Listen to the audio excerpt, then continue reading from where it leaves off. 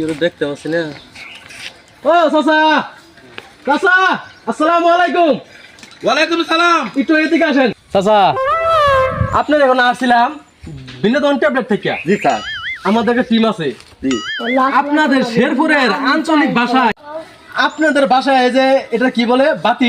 ওই যে খুরা খুরা সালুন যাতে খুরা বাতির বলেন। ওটা আমরা খুরাই কই সব সময়।